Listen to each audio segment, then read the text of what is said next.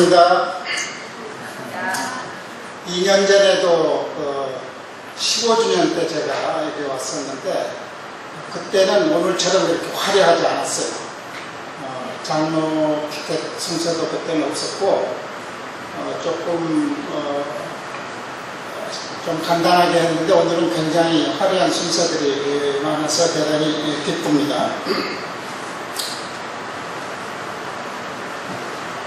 이제 화려해진 것이 대충 이렇게 생각해 보니까 17년과 15년 굉장히 차이가 있는 것 같아요. 17년은 이제 성년으로 들어가는 거죠. 그래서 이제 성년의 그런 의식을 하는 것 같은 그런 느낌을 받습니다. 오늘 제가 전하려고 하는 말씀은 주보에 나와 있듯이 아름다운 만남 그런 제목으로 말씀을 드리는데 이 성경의 역사라는 것은 사실 만남의 역사라고 이렇게 표현할 수가 있습니다. 하나님과 사람과의 하나님과 모세, 하나님과 아브라함, 하나님과 야곱, 하나님과 이삭 이런 만남, 또 사람과 사람과의 만남, 예수님과 제자들과의 만남, 또 제자들과 제자들 사이, 또 선교하면서 이렇게 모든 사람들과의 만남, 이런 만남의 역사라고 할 수가 있습니다. 그래서 이 만남이 수없이 많지만 그 중에서 오늘은 제가 한 3가지 정도를 신학에서 3가지 정도 만남의 사례들을 이렇게 나누면서 이 만남 속에서 우리는 무엇을 배울 것인지 우리가 한번 고찰해보고 그 배울 것을 오늘 서로가 나누는 그런 시간이 됐으면 좋겠습니다. 그 본문 말씀을 대표로 누가 나와서 읽어주셨고 오늘 함께 또 다 함께 읽었기 때문에 본문 말씀 읽는 거는 생략하고요. 여기에 이제 고넬료와 베드로의 만남이 이제 제가 소개하는 첫째 만남입니다. 이 사건은 우리가 너무나도 잘 아는 사건이죠. 고넬료하고 베드로의 만남은 기독교 역사에, 특히 선교의 역사에 굉장한 큰 획을 긋는 어마어마한 의미를 지닌 그러한 만남입니다. 그런데 왜 이러한 만남의 역사가 있었느냐 하면은 스데반 선교가 주님 승천하시니 한 2년 후에 이제 일어났죠. 2년 후에 일어나서 그때 선교들이 다 다른 도시로 이렇게 피신을 했지 않습니까?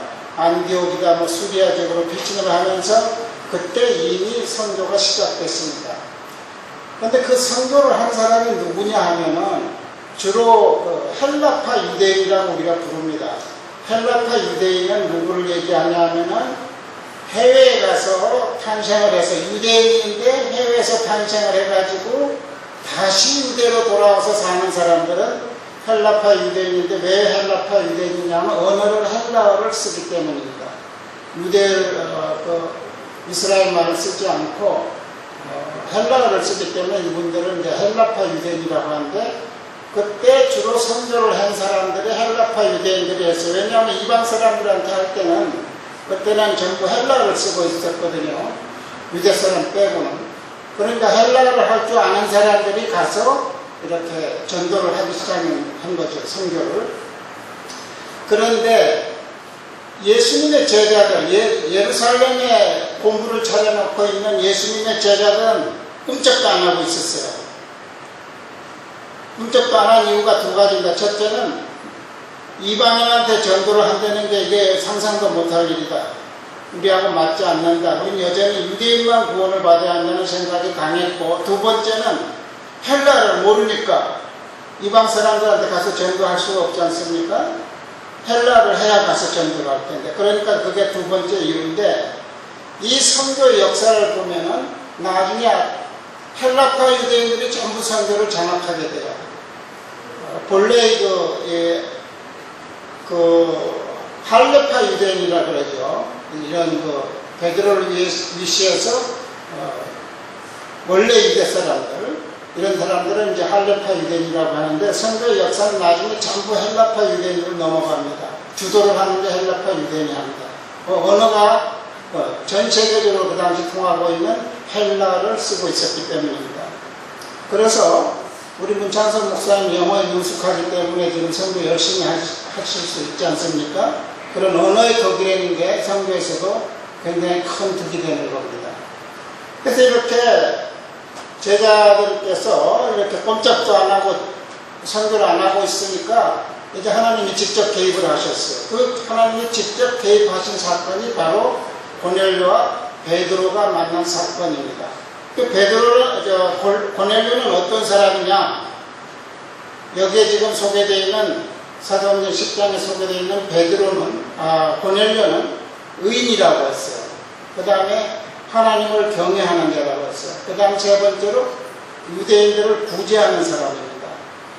그런데 이렇게 아름다운, 하나님 보시기에 몹시 아름다운 사람인데 아직 복음을 접하지 못하고 있으니까 이 고넬료를 구원을 해줘야 되겠다. 복음을 접하게 해줘야겠다. 그래서 하나님이 직접 개입하셔서 베드로를 부르는 거는 베드로로 하여금 앞으로 이방 선교를 열심히 해야 된다는 그러한 마일스톤을 주기 위한 것이고, 그 다음에 고넬료를 구원하는 것은 너무나 아름다운 사람이기 때문에 이 사람이 하나님을, 복음을, 예수님을 모르고 지나가면 절대로 안 되겠다. 그래서 하나님이 직접 개입하셔서 베드로를 청해라 이렇게 했죠. 자, 오늘 읽은 말씀 중에서 중요한 말씀을 이제 어느 대목에서 우리가 볼 수 있냐면은 너의 기도와 구제가 하나님 앞에 상달됐다 이렇게 말씀하고 있어요. 이게 굉장히 큰 의미를 갖는 것을 우리가 알아야 됩니다. 왜냐하면 이걸 역으로 얘기하면 상달되지 않는 기도가 있다. 하나님 앞에 기억되지 않는 기도가 있다. 이런 말씀이 되는 겁니다. 그럼 어떤 기도가 하나님 앞에 상달되지도 않고 기억되지도 않느냐?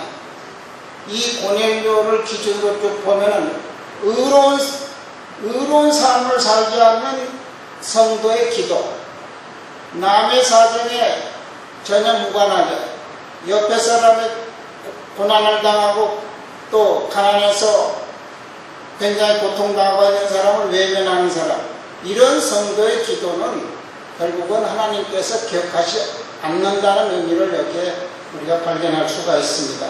혹자는 생각하더라, 고넬료는 백부장이고 부자니까 좀 도와줄 수 있었겠지. 그렇지 않습니다. 그 당시에 로마 군인의 월급이 굉장히 작았어요. 그런데 왜 하인을 데리고 있냐? 월급도 적은데. 이 하인은 로마 정부가 제공했습니다. 원래 그 로마가 다른 데 침공하고서 승리하고 돌아오면 수천 명, 수만 명씩 데리고 오지 않습니까? 포로로. 그런 그 포로 중에서 똑똑한 사람들 이렇게 정부에서 골라냈다.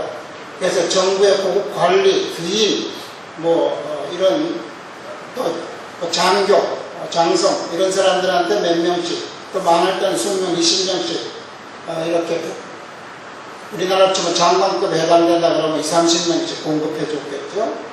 그러면 이제 군인 장교들은 이들을 데리고 자기 임지로 데리고 다니면서 똑똑한 사람들이니까 상국인이죠. 가정교사도 시키고 집에 집사도 시키고 또 가정일들을 이렇게 분담시켰습니다. 그렇기 때문에 옛날에는 그 노예가 곧 돈이지 않습니까? 그만큼 노동력으로 모든 것이 되는 사회였으니까. 그래서 고넬료는 월급이 그렇게 절대로 많지 않으면서도 남을 구제했기 때문에 하나님 보시기에 몹시 아름답게 보이는 것입니다.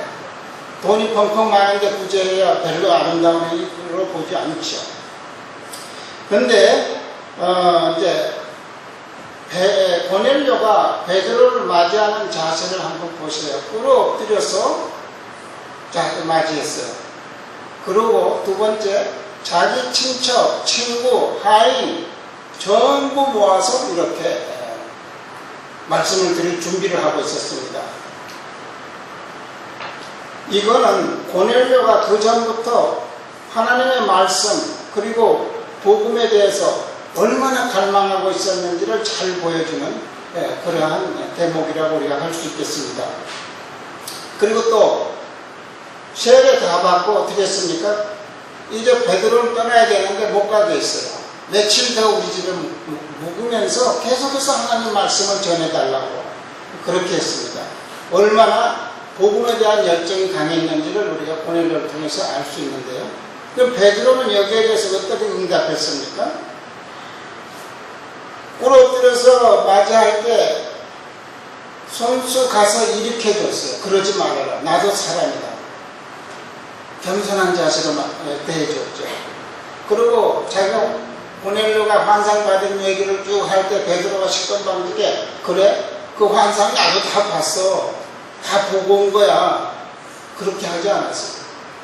고넬료의 그 환상 받은 얘기를 할 때 끝까지 다 들어줬습니다. 그 다음에 며칠 더 묵고 여기 계시면서 말씀 전해달라고 할 때 어떻게 됐습니까? 이거는 그 당시에 외국인, 이방인 사람 집에 가서 같이 함께 식사하는 것만도 어마어마한 사건이에요. 그 당시에 상상도 못한, 예수님의 제자들은 그런 거 상상도 못하는 사건입니다. 왜냐하면 유대 전통에 이방인하고 식사 못하게 돼 있거든요. 같이 잠자는 건 엄두도 낼 수 없는 일이에요. 이 문제에 대해서도 뭐 할 말이 많지만 시간이 없으니까 이 정도로 하고요. 또 며칠 묵고 가시라고 했을 때 어떻게 했어요? 이걸 며칠 묵고 가면은 예루살렘 본부에 돌아가서는 엄청난 비난을 받을 게 뻔해요. 실제 그랬습니다. 그런데 이걸 수용했어요. 고넬료의 요구를 다 수용해 줬습니다. 이건 뭘 의미합니까?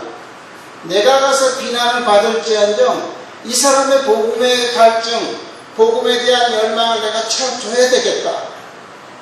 자기를 희생하는 겁니다. 그만큼 베드로는 성숙한 단계에 들어선 겁니다.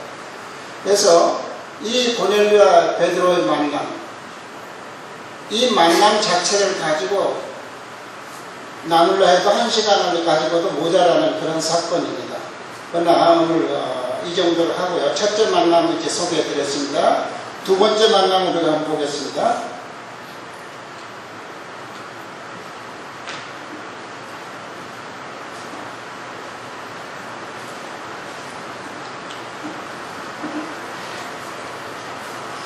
두 번째 만남은 빌립보에서 사도 바울이 빌립보 감옥에 들어갔죠. 그 귀신 들린 여자를 고쳐줬는데 엉뚱하게 주인이 고발을 해가지고 이제 감옥에 갔는데 매도 몹시 맞고 매를 아주 그냥 우통까지 다 벗기고 매를 때렸으니까 몸이 엉망진창이 되고 이제 피투성이가 된 상태입니다. 그럴 때 이제 우리가 잘 아시다시피 지진이하고 착고가 다 풀리고 했죠. 그때 이제 간수의 자세를 우리가 한번 살펴볼 필요가 있습니다. 간수가 자결을 하려고 했는데 이제 바울이 말렸지 않습니까? 우리 도망가지 않고 여기 있으니 자결하지 말라고. 왜 자결하려고 했습니까? 그 당시에 간수가 죄수가 도망가면 네가 빼돌렸지 너 실토해 하고 이제 공문을 엄청나게 하는 겁니다. 그래서 이제 그게 또 앞뒤가 안 맞다든지 하면 이제 사형까지 가는 거죠. 그 사형 받을 바에는 내가 죽는 게 낫겠다. 그래가지고 이제 자결을 시도를 했습니다. 그때 자결을 시도할 때 이제 바울이 말리니까 첫 마디가 무엇이었어요? 선생님이여, 내가 어찌하여 구원을 받으리까 그랬죠. 아니, 처음 보는 사람, 남자부 사람한테 구원 얘기가 왜 나옵니까? 어떻게 구원 얘기가 나오겠어요? 이거는 두 가지 의미가 있습니다. 첫째, 이분이 평소에, 이 간수가 평소에 구원에 대해서 몹시 생각을 하고 있습니다. 어떻게 하면 영원한 생명을 내가 얻을 수 있는가? 어떻게 하면 구원을 받을 수 있을까? 이것이 마음속에 항상 차고 있었던 간수입니다. 그 다음에 두 번째는 간밤에서 바울과 실라가 기도를 하고 찬송을 계속했지 않습니까? 그때 깨달은 거예요. 아, 저분들이 믿는 저 하나님 속에는 진정한 구원이 있는 거구나. 이렇게 깨달았기 때문에 첫 만나자마자 선생님이 내가 어찌하여 구원을 얻으리까 이렇게 나온 겁니다. 안 그러고 그런 말이 나올 수가 없어요. 구원에 대한 열망이 없은 사람이 어떻게 첫 마디 그런 말을 할 수 있겠습니까? 이런 열망이 있은 사람, 구원에 대한 열망이 있었기 때문에 하나님은 미리 바울을 감옥에 보낸 겁니다. 이 간수를 보내주기 위해서. 왜 바울이 때리려고 할 때, 왜 치려고 할 때, 나 로마인인데 감히 나를 왜 때려? 그 말을 왜 안 했어요? 하나님 그 일을 다 막으신 거예요. 매맞게 하기 위해서. 왜 매맞게 해요? 옥에 들어가서 이 간수를 구하기 위해서 하나님이 다 영국을 꾸미신 겁니다. 우연의 사건이 절대로 아닙니다. 이것은 바울을 감옥에 보내시는 실제로 하나님이십니다. 그러면은 바울은 이미 이때 자기가 여기 들어온 것이 오게 들어온 게 이미 하나님의 큰 뜻이 있은 걸 벌써 눈치채고 있은 거예요. 자, 이 제수의 자세를 한번 보세요. 지금 바울이 피투성이가 된 상태인데 나왔으면 씻어주고 밥 주고 하는 게 제일 첫째. 우리 인간적으로 생각하면 씻어주고 밥 주고 물 주고 하는 게 절차가 아닙니까? 그런 거 안 했어요. 복음부터 들었어요. 온 식구들 다 데려다 복음 듣게 했어요. 또 세례달라고 해서 세례부터 줬어요. 구원에 대한 절차가 다 끝나니까 그제서야 씻어주고 밥 주고 집에 가자 그러고 밥 주고 했어요. 복음에 대한 열망이 이 사람들 얼마나 강했는지 잘 나타나는 사건입니다. 또 이때 바울의 자세를 한번 보시고, 간수가 만나서 내가 어찌하여 구원을 받을까 할 때 그대로 주 예수를 믿으라. 그리하면 너와 내 집이 구원을 받으리라. 복음의 진수부터 그냥 핵심부터 찔른 겁니다. 그리고 복음을 계속 풀어줬죠. 보통 사람 같으면 아이고 나 지금 아파 죽겠어. 좀 씻고 보자야. 밥부터 좀 줘. 나 배고파 죽겠어. 보통 사람 그러겠죠. 바울은 그런 거 안 따졌어. 피투성이 된 채로 복음 전하고 세례 주고 이제 뭐 1, 2분에 끝나는 게 아닙니다. 몇 시간 걸린 일입니다. 그러고 나서 겨우 이제 몸 씻어주고 피 닦아주고 그러고 이제 허기진 배를 좀 채우고 그랬죠. 바울은 왜 찾고도 풀리고 지진이 나서 옥문이 다 풀려서 보통 사람은 어떻게 했어요? 아이고 이거 하나님이 나 도망가라고 기회 주시네. 야 신라야 빨리 도망가자고 손잡고 빠져나왔을 겁니다. 그럼 저부터 그랬겠죠. 100이면 100 다 그랬을 때. 근데 바울은 안 그랬거든요. 왜냐? 바울아 너 빨리 나가서 이제 도망가라는 하나님의 음성을 듣지 않는 한 이거는 하나님이 지금 나보고 도망가라고 하는 거 아니다고 벌써 판단을 하는 겁니다. 여기에 지금 무슨 뜻이 있는 거지? 나보고 도망가라고 옥문 열어준 거 아니고 나보고 도망가라고 찾고 풀어준 거 아니라는 것을 영적으로 벌써 깨달은 겁니다. 그만큼 바울은 성숙의 단계, 엄청난 영적 높은 단계에 있었기 때문에 이런 해석이 가능한 겁니다. 그렇지 않고서야 어떻게 도망 안 가고 지금 문이 열렸고 찾고 풀렸는데 아 이게 당연히 하나님이 날 도망가라고 하시는구나 하고 도망가죠. 어떻게 도망 안 가고 했습니까? 그것뿐입니까? 그거 다 절차 끝나고 구원의 절차를 다 끝내고 이제 가서 씻어주고 또 이렇게 먹을 거 먹고 나서 어떻게 했어요? 다시 돌아왔죠. 옥으로. 그러고 나서 간수에게 야 이제 난 갈 테니까 너 뒷일은 너 부탁한다. 알아서 좀 잘해. 이렇게 안 했어요. 다시 그대로 옥으로 돌아왔어요. 왜? 하나님이 결코 나를 도망가라고 말하지 않는 한 하나님의 뜻은 빵되어 있다는 것을 알았기 때문에 결코 도망가지 않은 것입니다. 여기서 뭐를 알 수 있어요? 두 분의 다 복음에 대한 열정이 우리가 보이죠. 들으려는 열정, 또 전하려는 열정, 이런 걸 우리가 볼 수 있겠습니다. 세 번째 제가 전하려고 하는 만남, 오늘 나누려고 하는 만남은 사도 바울과 브리스가와 아굴라의 만남입니다. 우리 이 브리스가 아굴라의 만남에 관한 성경 구절을 오늘 한번 다 같이 읽도록 하겠습니다. 하나, 둘, 셋. 그 후에 바울이 아덴을 떠나 그리스도에 이르러 아굴라라 하는 곳에서 유대인 한 사람을 만나니 글라우디오가 모든 유대인을 명하여 로마에서 떠나라 함으로 그가 그 아내와 함께 이탈리아로부터 새로운지라. 바울이 그들에게 나타나매 생업이 같으므로 함께 살며 일을 하니 그 생생은 천국을 만드는 것이니라. 예. 우리 브리스가와 아굴라에 대해서는 여러분들 교회 2, 3년만 다니시면 한두 번은 다 들어보셨죠. 그러니까 벌써 17년 옆에 계셨으니까 수없이 들었을 겁니다.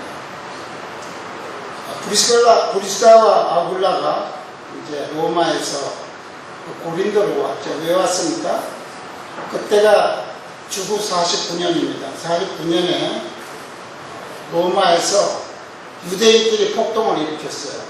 그런데 그 폭동의 성격이 무엇인지 지금 학자들 간에 설이 분분하기 때문에 정확히는 알 수 없고, 한 가지 추측은 기독교인하고 비기독교인이 싸운 거 아니냐 하는 그런 추측이, 그런 설이 있습니다. 아무튼 그 큰 폭동을 일으켰는데, 그때 그 황제가 로마 제국의 황제가 글라디우스인데, 글라디우스 황제가 이제 화가 났죠. 그 폭동을 보고서. 그래가지고 유대인들 다 나가라, 로마에서 다 떠나라 그래가지고 무려 26,000명이나 되는 유대인들이 인근 도시를 뿔뿔이 이제 다 떠나게 됐는데, 그 떠날 때 보면 이제 어느 도시로 가야 할까 하면은 이제 좀 번창한 도시, 그런 데로 가야 되지 않겠습니까? 그래서 많은 유대인들이 고린도로 많이 왔습니다.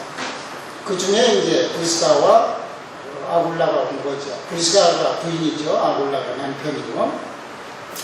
그들이 천막 제조업이 이제 자기 생업이니까 고린도 와서도 이제 천막 제조업을 하고 있었습니다. 근데 49년에 왔다 그랬죠. 근데 이제 50년께 바울이 아덴, 지금으로 치면 아테네라고 그러지 않습니까? 그리스의 수도 아테네. 아덴에서 이제 고린도로 넘어왔습니다. 근데 혼자 왔어요. 왜 혼자 왔냐면 신라 디모데를 마게도니아에 있는 지역에 교회를 돌보라 그래가지고 그리 쪽으로 보내놨거든요. 그래서 이제 혼자 왔어요. 근데 이 고린도라는 도시가 번창하니까 외국인도 많고 얼마나 살벌하겠습니까? 굉장히 번창한 대신 아주 제약이 굉장히 관영한 그러한 도시였거든요. 이 도시로 오면서 바울이 그 심정이 어땠냐 하면 고린도전서 2장 3절에 나와 있습니다. 내가 두렵고 떨렸다고 했어요. 고린도에 와서 처음에 두렵고 떨렸어요. 그 정도로 이제 그 고린도라는 도시는 제약이 많고 또 외국인도 많으니까 또 살벌하고 그랬겠죠. 물론 번창하긴 했지만요. 그런 즈음에 이제 와서 이 바울이 자기가 천막을 제조하는 기술이 있거든요. 그러니까 그런 관계를 알아보다가 브리스가와 아굴라를 만난 겁니다. 이스라엘로 오래 산 어느 선교사가 그런 얘기를 하더라고요. 이게 저 바울이 천막 제조 기술을 갖고 있는 거 보니까 아주 그 가난한 집에 기능직 출신인 것 같다. 아주 그 몰라도 한참 모르면서 그래요. 바울 집안은 굉장히 부잣집입니다. 얼마나 부잣집이었냐면요. 터키가 다소에 가보시면 그 집을 이제 성가가 있는데 그 집안에 우물이 있어요. 그 당시에 집안에 우물이 있다는 것은 엄청난 부잣집에는 상상도 못합니다. 우물은 보통 우리 동구바 우물 그러잖아요. 동구바 마을 바깥에 한참 몇 개 떨어진 데서 우물 하나 가지고 수십 가구가 쓰지 않습니까? 그 당시에 그 팔레스타인 지역, 그 터키 지역, 서아시아 지역도 다 마찬가지였거든요. 바울의 집안이 그렇게 부잣집이었기 때문에 예루살렘에 유학까지 보냈지 않습니까? 그런데 그 왜 천막 제조 기술을 갖고 있었냐면 유대인들은 아무리 부잣집 출신이고 높은 집의 출신이라도 만약의 경우를 대비해서 자녀들에게 기술 한 가지씩을 꼭 가르쳐 놓습니다. 유대인들의 그 특징이 있죠. 그래서 천막 제조 기술을 갖고 있었기 때문에 브리스가 아굴라 이제 부부를 어떻게 만나게 되는 거죠. 그래서 그렇게 두렵고 떨리는 그런 상황 속에서 브리스가 아굴라 집에서 이렇게 숙식을 제공받을 수 있었기 때문에 얼마나 이제 다행스러운 다행스러운 생활을 할 수 있었죠. 그래서 거기서 이제 주중에는 이렇게 천막 제조를 하고 안식일에는 이제 유대인 회당에 나와가지고 복음을 전했죠. 그랬는데 52년 그렇게 한 1년 반 있었습니다. 이제 바울이 한 1년 반 있다가 바울이 이제 수리아 안디옥 자기를 파송한 교회로 돌아가겠다. 그러니까 이 브리스가와 아굴라가 이제 취한 행동이 뭐냐면, 나도 당신의 동역자로서 같이 가겠습니다. 이게 쉬운 일이 아닙니다, 여러분. 바울의 동역자가 된다는 것은 고생이 훤한 거예요. 바울이 지금까지 어땠습니까? 매맞고 홀벗고 갖가지 위험과 고통과 그리고 핍박과 어려움이 있었죠. 그걸 브리스가와 아굴라가 훤히 알죠. 그렇게 알면서도 바울을 따라나서 당신의 동역자가 되겠다고 했으니 브리스가 아굴라의 믿음이 얼마나 훌륭한지 우리가 알 수 있습니다. 그리고 이제 떠났습니다. 같이 그럼 동역하도록 같이 갑시다 해가지고 이제 그럼 안디옥으로 같이 가겠습니다 해가지고 떠났어요. 떠났는데 그때 이제 고린도에서 안디옥으로 온 직행 배가 없으니까 몇 번을 갈아타야 하거든요. 첫 계항지가 이제 에베소 온 겁니다. 에베소에 와서 이제 다음에 안디옥으로 가는 배가 생길 때까지 이렇게 전도를 하는데, 유대인 회당에 와서 복음을 전하는데, 어떻게 그냥 며칠 후에 금방 배가 생겨버렸어요. 안디옥으로 가는 배가. 그 당시에 배는 모두가 부정기선입니다. 지금처럼 뭐 며칠 어디 가는 배 있다 그런 게 아니에요. 전부 부정기선이기 때문에 이 배를 놓치면 한 달 후에 있을지 두 달 후에 있을지 모르는 겁니다. 그러니까 바울은 이제 이 배 타고 안디옥으로 가야겠다 그러니까 에베소 교인들이 아이고 이거 안 됩니다. 더 계셔야 됩니다. 우리 계시면서 더 가르쳐 주십시오. 복음에 대한 열정이 그 사람들이 아주 이제 대단히 높은 거죠. 근데 바울은 꼭 가야 되거든요. 그때 어떻게 했냐? 브리스가 아굴라 당신들이 여기 남아서 이 에베소 교회를 돌보고 이 교인들을 돌보고 교회를 성장시키려는 이렇게 부탁을 했어요. 근데 아굴라 입장에서, 브리스길라 입장에서 보면은 이게 전혀 이게 자기네들 기대치하고는 다른 거거든요. 가려는 방향하고. 그 위대한 사역자, 위대한 복음 전도자, 바울의 동역자가 되고 싶었는데, 당신들 여기 남아서 교회 돌보시오. 교회 돌보는 게 쉽습니까? 핍박이 지금 뭐 바울하고 같이 다니면서 받는 핍박하고 혼자 자기들만 덩그러니 남아서 받는 핍박하고 굉장히 차원이 다르지 않습니까? 이런 걸 생각할 때 엄청난 고통이, 고난이 예상되는데 이거 받아들이기 힘든 겁니다. 그런데 브리스가와 아굴라가 이걸 받아들였어요. 그러면 여기서 우리가 남아서 교회를 돌보겠습니다도 받아들였습니다. 그래서 바울은 떠나고 3차 여행으로 다시 에베소에 왔을 때 그때 아마 다시 만난 걸로 이제 앞뒤를 보면은 추정을 할 수가 있습니다. 그러면 브리스가 아굴라 그 뒤 그럼 어떻게 됐느냐? 그 뒤 어떤 게 됐느냐에 대해서는 로마서 16장 3절을 보면은 나와 있습니다. 로마서 16장 3절을 보면은 어떤 얘기가 나왔냐면, 첫째, 바울이 로마에 있는 누구에게 내 안부 전해다오, 누구한테 내 안부 전해다오, 누구한테 할 때 안부 전해다오 하는 1번으로 나오는 사람이 브리스가와 아굴라입니다. 그만큼 바울에게 가장 큰 동역자였고 가장 가까운 사람이고 가장 신절을 많이 진 사람이라는 걸 의미합니다. 그 전에 딴 사람 나오지만 그건 문안 차원으로 나온 게 아니에요. 문안 차원으로 나온 사람은 브리스가와 아굴라예요. 부인이 먼저, 브리스가가 부인인데 부인이 되니 자꾸 먼저 나온 건 왜 그러냐? 처음에 소개될 때는 아굴라 이름이 먼저 나왔죠.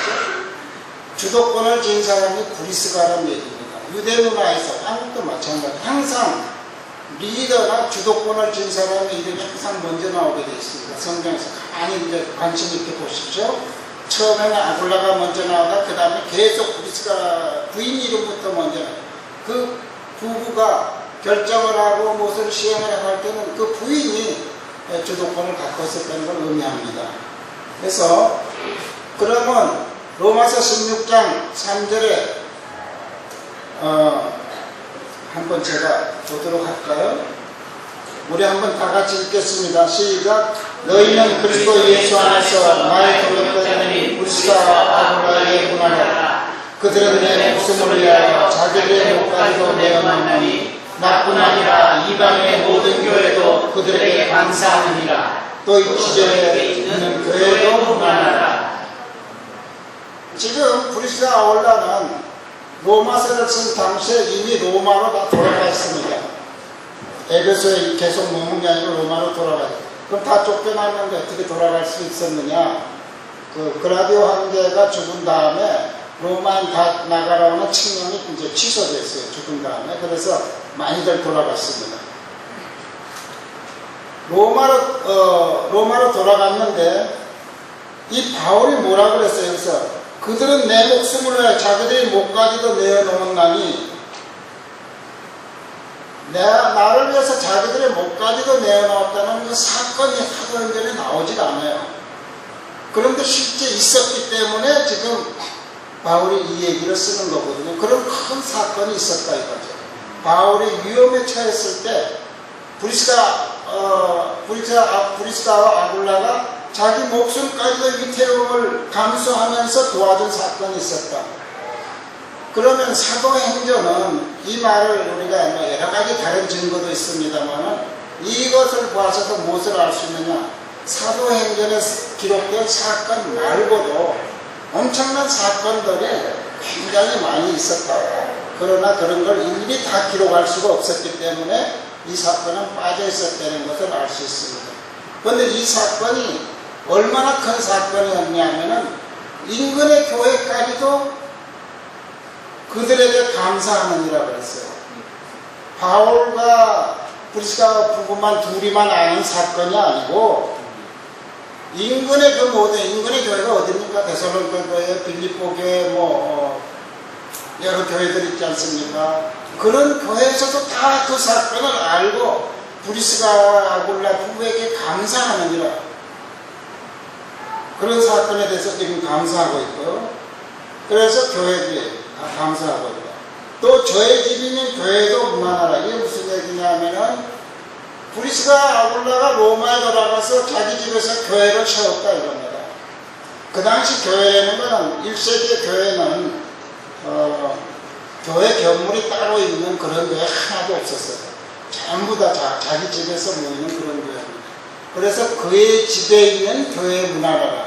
이게 교회에 모인다니까 이게 무슨 별볼을 있는 교회가 그게 아닙니다. 초대교회는 전부 집안에서 모이는 교회였습니다. 이렇게 브리스가 아울라는 엄청난 일을 한 거예요. 바울의 동역자로서 떠났다가 에베소 교회를 처음 맡아서 에베소 교회를 성장시켰고 아마 바울이 이제 돌아오니까 3차 여행에서 이제 에베소로 오니까 다시 그때쯤 돌아갔지 않았나 그렇게 추정할 수밖에 없습니다. 확실한 근거는 없고요. 또 가서 바울을 가기 전에 했던 바울이 위험에 처했을 때 크게 도와준 사건, 그 다음에 로마에 가서 교회를 직접 세우고 지도자가 된 이런 훌륭한 그런 브리스가 아굴라이죠. 우리가 이때 바울에게서는 무엇을 배울 수 있느냐? 바울의 자세를 보세요. 에베소에서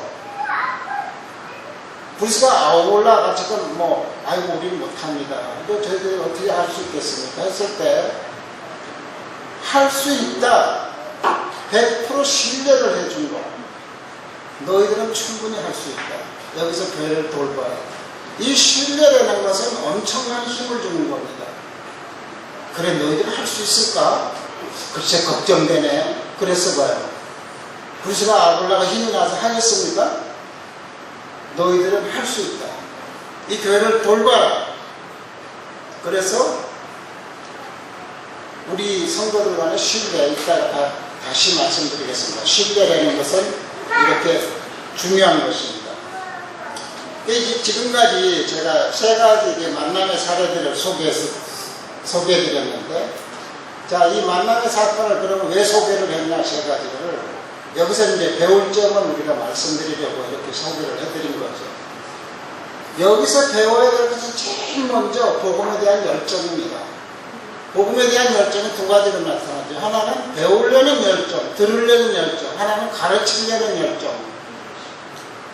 사도들에게서는 가르치려는 열정이 얼마나 높았는지, 또 다른 분들한테는 들으려는 열정이 얼마나 높았는지, 이걸 우리가 첫째 교훈으로 우리가 받아들일 수가 있습니다.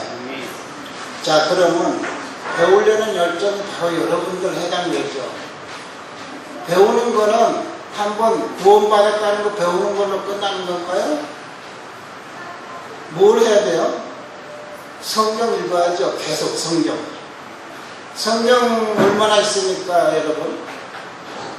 저는 그 전철에서 젊은이들이 이제 스마트폰에다 레시바 끼고서 이제 이렇게 뭐 서 있는 사람, 앉아 있는 사람 다들 뭐 이러고 있지 않습니까? 유심히 보여. 지나가면서. 저 사람이 지금 뭘 보고 있나. 근데 난 참, 어떻게 보면은 좀 한심하기도 하고요. 젊은이들. 보고 있는 게 전부 드라마 아니면은 뭐 연속극, 저기 뭐야, 게임, 무슨 뭐, 우리, 나이 많은 사람에서 입장에서 보면 쓸데없는지. 그런 거 보고 있어요. 성경 읽는 사람은 제가 아직까지 전철에서 한 번도 본 일이 없어요. 성경 읽는 사람.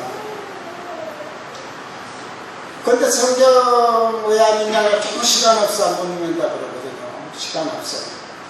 드라마 열심히 보면서, 게임 열심히 하고, 스포츠 열심히 보면서 시간 없어 그러고 읽기가 어렵습니다. 다 거짓말이에요. 열정이 없는 겁니다. 열정이. 그 다음에 예배. 지금 뭐 아까 소개해드린 사례들한테 더 있어 계십시오. 더 계시면서 말씀 전해주고 예배 드리는 거거든요. 예배를 일주일에 딱 한 번 드리면 안 돼요. 주일날 한 번 드리면.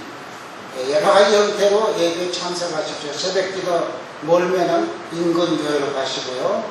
또 여기 그 GBS 그룹 모임 있죠. 거기다 열심히 참석하시고요.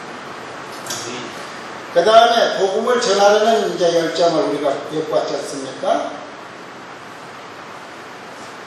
여러분 1년에 예수 믿으셔야 소리 몇 번 하세요? 몇 번이나 하세요 1년에? 1년에 한 번, 1년에 못하고 3년 내도 한 번도 안 하시는 분 혹시 계세요? 문 목사님 혼자 그냥 성경은 목사님 혼자 하셔 그렇게 하면 안 돼요. 문 목사님 해외 많이 다니시죠. 근데 국내에서는 여러분이 직접 하셔야 됩니다. 직접. 특히 젊은이들이 열심히 해야 돼요. 왜냐하면요, 나이가 많이 들면은 안 믿는 사람을 만나는 기회가 없어요. 기회가. 안 믿는 사람과 만나는 기회는 젊을 때는 얼마든지 옆에 안 믿는 사람이 뭐 있죠. 근데 나이 들어보세요. 이제 안 믿는 사람 만날 기회 없습니다. 근데 나이가 한 60 넘어가 보세요. 권사님끼리 장로님끼리 그렇게밖에. 아이고 우리 송장로님이야 뭐 학교 활동을 많이 하시니까 많이 만나시지만 다른 분들 나이 들면 못 만나요. 그러니까 젊을 때 많이 만나서 복음을 전하셔야 됩니다. 직장에 다니면서 그 친구도 예수 믿어? 몰랐네. 그런 소리 들으면 큰일나. 그런 소리 들으면 그 친구 예수 믿지? 그 친구 좀 달라. 이렇게 돼야 돼요. 그 친구도 믿어? 몰랐는데? 그건 지금 한심한 예수됨이에요. 한심한 예수됨. 그런 소리 안 듣게 젊은 분들 각성하시기 바랍니다. 그런 분들 여기는 안 계실 걸로 믿습니다. 하나님의 나라, 예수님께서 뭐 그의 나라와 그의 의를 구하라 그러니까 의를 주십시오. 그 하는 나라가 이 땅에 임하게 해주십시오. 기도하라는 얘기 아니에요. 그의 의를 당신이 행함으로써 하나님 나라를 손수 확장해 나가라.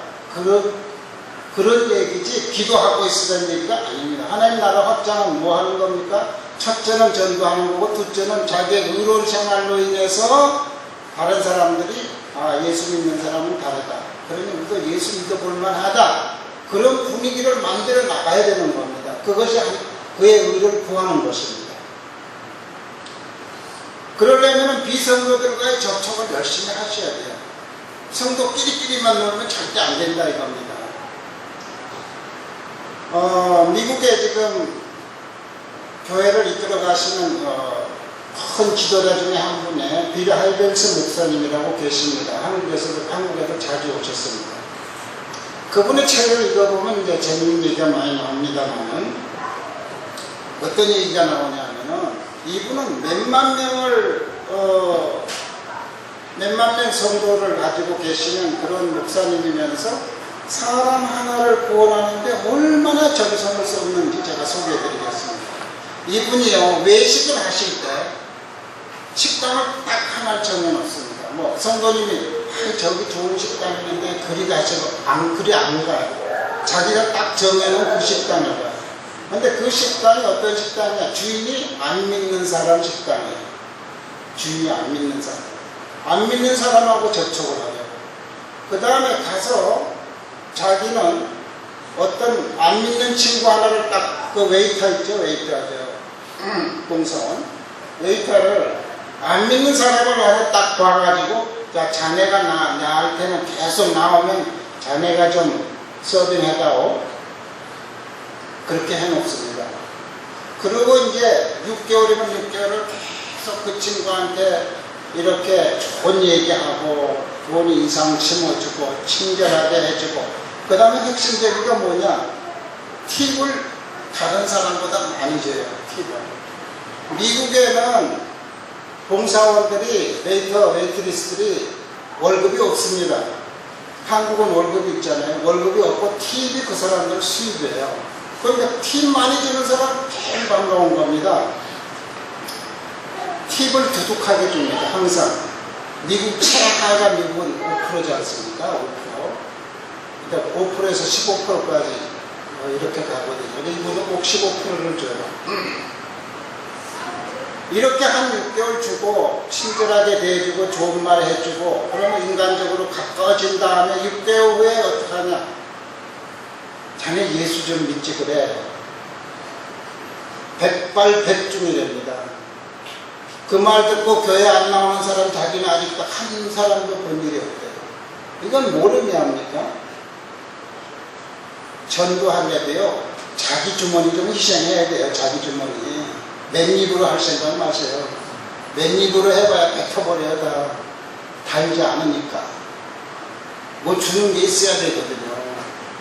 그래서 여러분 몇만 명을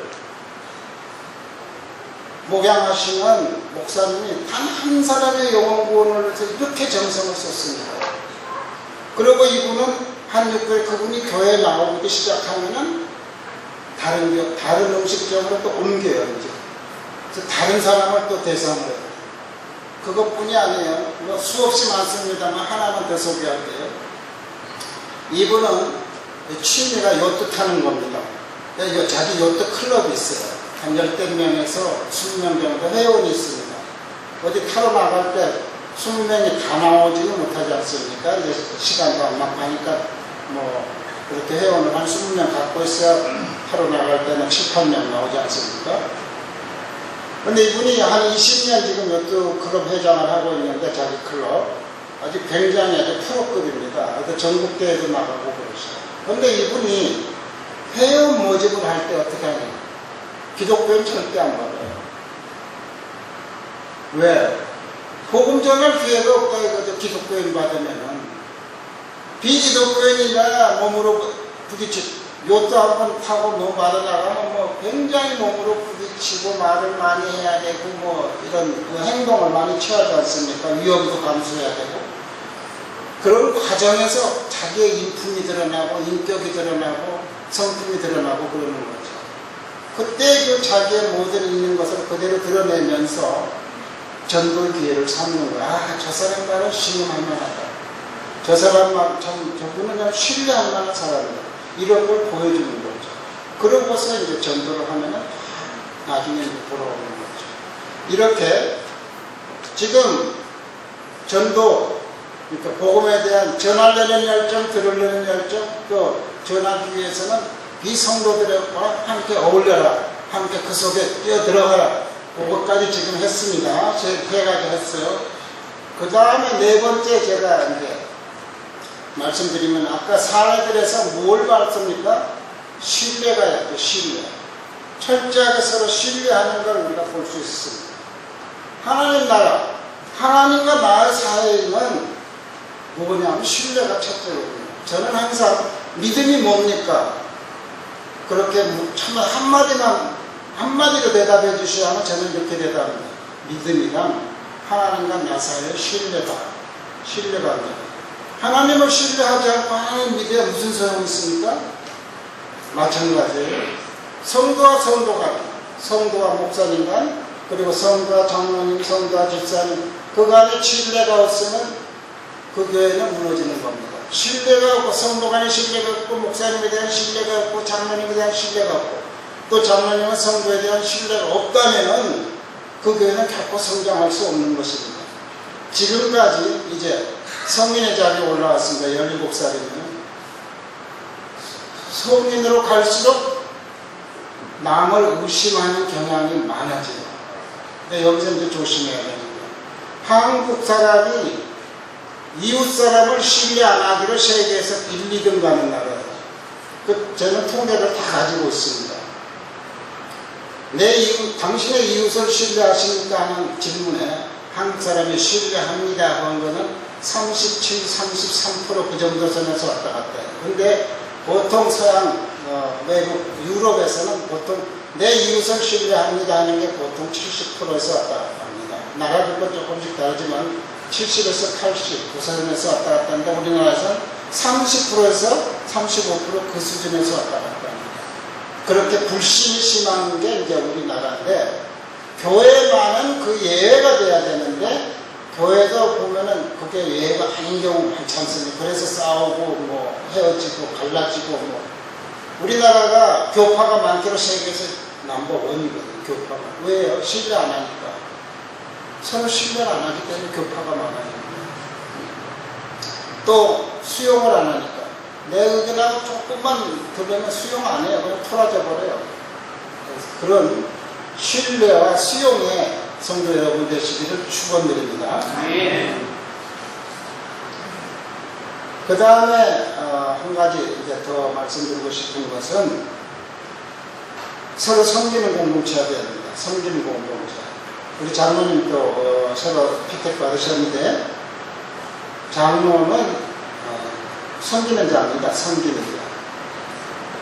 섬기는 직책이거든요. 높은 직분을 받을수록 섬기는 데 앞장서야 되고, 또 그렇다고 성도님들, 장로님 나 좀 섬겨주세요 하고 기다리면 안 되죠. 네, 장로님을 잘 섬겨야 되죠. 첫째는 목사님을 잘 섬겨야 될 것이고요. 그래서 섬기는 공동체가 되시기를 축원드립니다. 또 주일 예배, 아까 예배 이렇게 주일날 하루만 나오는 것으로 만족하지 마시기를 또 제차 이렇게 간청하고 또 축원드립니다. 그래서 여러분들 이제부터 완전히 성인의 이렇게 나이에 들었었기 때문에 지금보다도 좀 더 아름다운 공동체, 섬기는 공동체, 서로 사랑하는 공동체, 무엇보다도 서로 신뢰하는 공동체 성도 여러분이 되시기를 축원드립니다. 제가 잠깐 기도하고요. 지금까지 17년간 이 교회를 이렇게 목회하시면서 수고하고 애쓰신 우리 문 목사님이 직접 나와서 축도를 해주시면 고맙겠습니다. 저는 잠깐 함께 기도하도록 하겠습니다. 사랑의 하나님, 지금까지 우리가